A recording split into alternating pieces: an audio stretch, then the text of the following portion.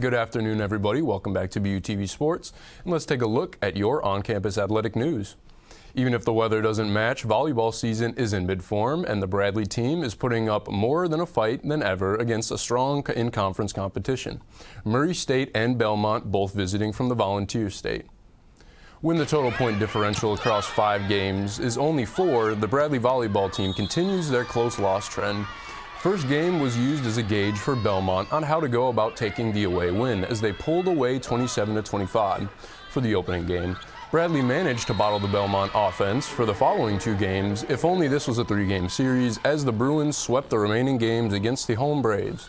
When you lead in aces blocks, it can be hard to take a loss that didn't play out like one, but the Braves kept going against Murray State Racers as they looked to take advantage of the fatigued Braves team.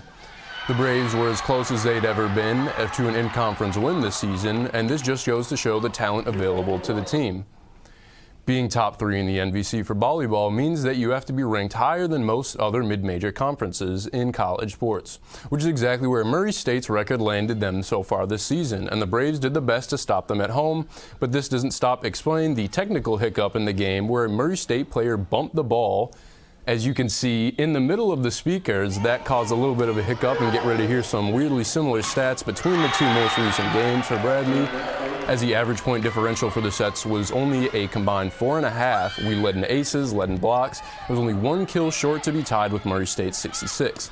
The Braves have been close so far at every game that they have to snapping the 13-game loss current streak. If you want to see that happen, I recommend tuning into the next volleyball matchups next Friday and Saturday, playing Indiana State and Evansville respectively.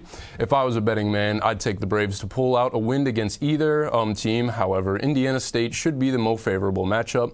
That game will be Friday at 6 o'clock in the Renaissance Coliseum. Be sure to go show your support.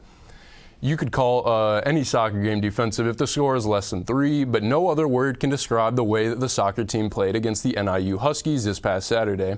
When the only goal scored is a minute before halftime, reviving that hope in the locker room becomes a little bit more of a chore. This scenario was too reminiscent of the soccer team's last game, where you're able to hold an offense to 0 results despite 18 total shots with 50% being on goal. The goalie should get a little recognition, which is what I'd like to do with sophomore goalie Drew Barry. To have 9 shots on target for soccer is impressive enough, but to be able to save 8 of 9, soccer is infamously low scoring. But it could have been worse if Drew Barry didn't make all those saves. The final score was only 1-0, and the Braves taking on the Drake Bulldogs is happening right now, and we speak in Des Moines. So good luck to them, and make sure to tune in after this broadcast.